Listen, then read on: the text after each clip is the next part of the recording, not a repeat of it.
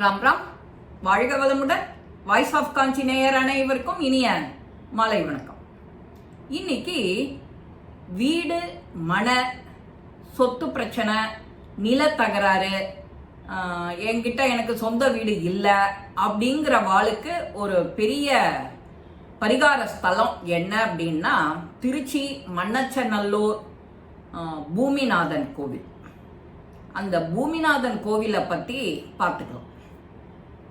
பொதுவாக நமக்கு ஒரு குடும்பம்னு இருந்தால் உடனே ஒரு ஸ்டேஜ் ஆன உடனே குழந்தைகள்லாம் சின்னதாக இருக்கும்போதே கமிட்மெண்ட்டை குறைச்சலாக இருக்கும்போதே நம்ம லோனு இஎம்ஐக்கு வேலை ஏதானு ஒன்று பண்ணுவோன்னு ஆரம்பிப்போம். அந்த மாதிரி வாய்ப்பு கிடைக்காதவா, தோஷம், வாஸ்து தோஷம் இந்த மாதிரி இருக்கிறவா இந்த பூமிநாதன் கோவிலுக்கு போகலாம்.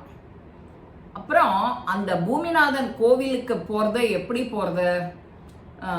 திருச்சி சென்ட்ரல் பஸ் ஸ்டாண்ட்லேருந்து 21 கிலோமீட்டரில் இருக்குது மண்ணச்சநல்லூர். மண்ணச்சநல்லூர் அப்படின்னு இப்போ அதை மண் அணைத்த நல்லூர், அது காவேரியில் பெருக்கு வரும்போது மண்ணை எடுத்துன்னு போய் அணை பண்ணலாம். அந்த மண் அணைத்த நல்லூரை காலப்போக்கில் மண்ணச்சநல்லூர்னு ஆயிடுது. இது எதுக்கு பிரசித்தின்னா இந்த ஆலை, நெல் அரைக்கிற ஆலைகள் நிறைய இருக்கிற இடம். மண்ணச்சநல்லூர் அரிசின்னே சொல்லுவா.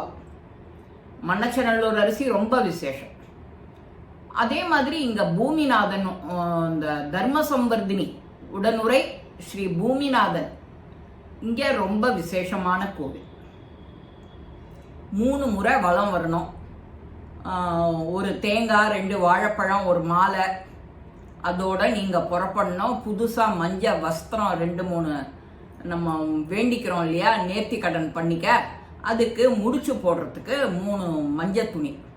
முதல் துணி முதல் பிரகாரத்தில் அந்த பிரம்மா, 2வது பிரகாரம் விஷ்ணு, 3வது பிரகாரம் சிவன்.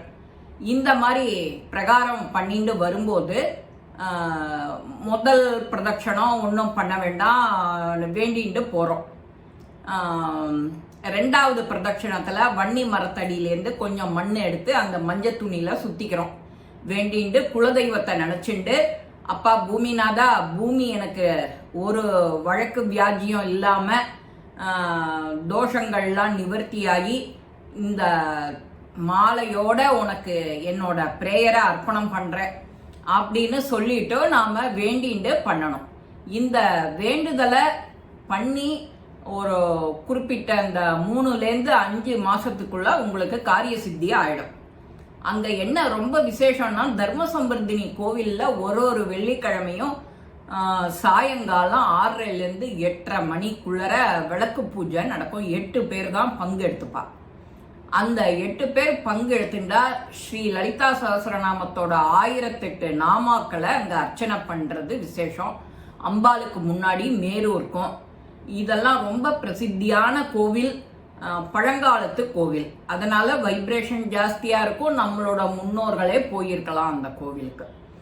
இந்த ஒரு திசையிலையும் நாம இந்த வன்னி மரத்தடி மண் எடுத்துட்டு வரோம் இல்லையா, அதை எடுத்துட்டு போய் நேர உங்க வீட்டில் சுவாமி கிட்ட வைக்கணும்.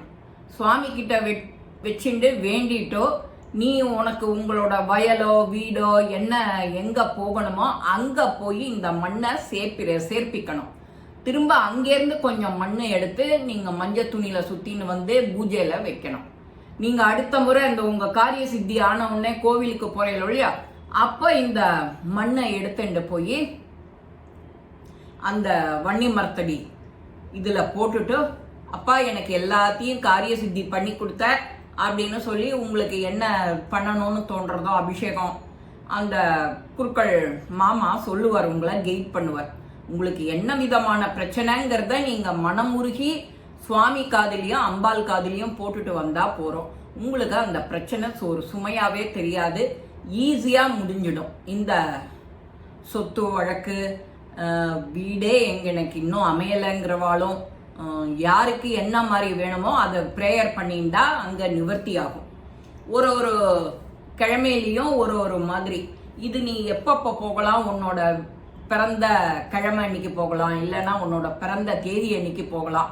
ஒரு முறையும் தொடர்ச்சியாக ஒரு 3 வாரம் 4 வாரம் 8 வாரம் 12 வாரம், அப்புறம் எனக்கு வீடு மனையே எனக்கு இன்னும் ஒன்றுமே அமையலை அப்படிங்கிறவா இந்த ப்ரொசீஜர் உன்னோட பிறந்த தேதியிலையா ஒரு அதே தேதியில் ஒரு 3-4 மாதம் 5, 8, 7, 9, 11, 13 அந்த மாதிரி போகலாம்.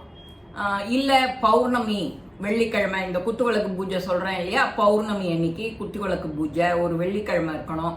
இதெல்லாம் இருக்கிற அன்னைக்கு போய் அதுலேயும் கலந்துட்டு அம்பாள் கிட்டையும் சொல்லிட்டு வந்தால் இதெல்லாம் காரிய சித்தியாகும்.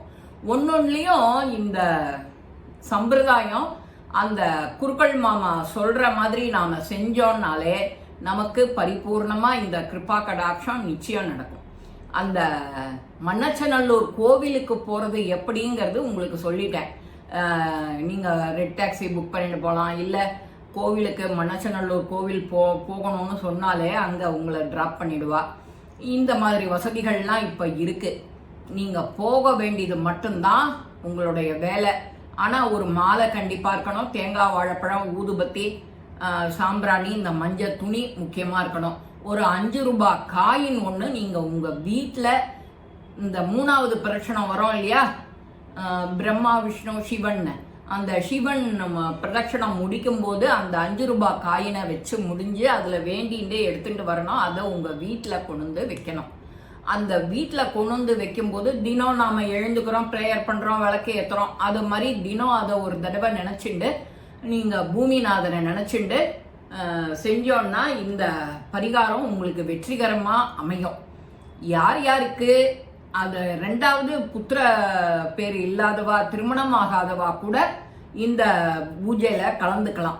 இந்த மாதிரி விசேஷமான இதை மஞ்சள் துணியில் முடிச்சு வச்சு நீங்கள் மண்ணுக்கு பதிலாக உங்கள் ப்ரேயரை பேப்பரில் எழுதி அந்த வன்னி மரத்தடிக்கிட்ட போட்டுட்டு வரலாம்.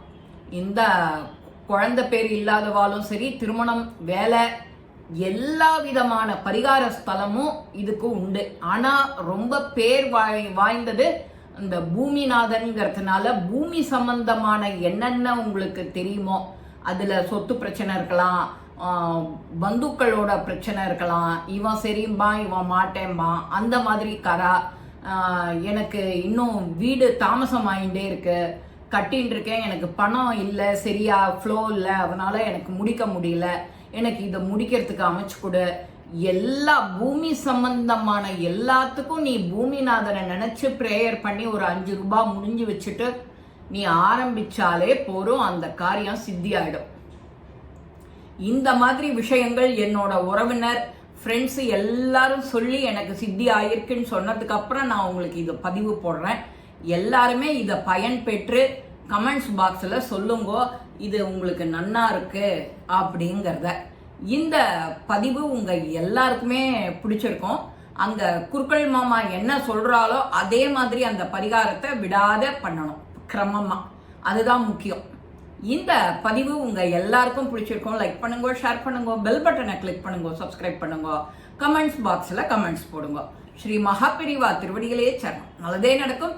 ஆனந்தமாக இருக்கும் நண்பர்களே. வாழ்க வளமுடன்.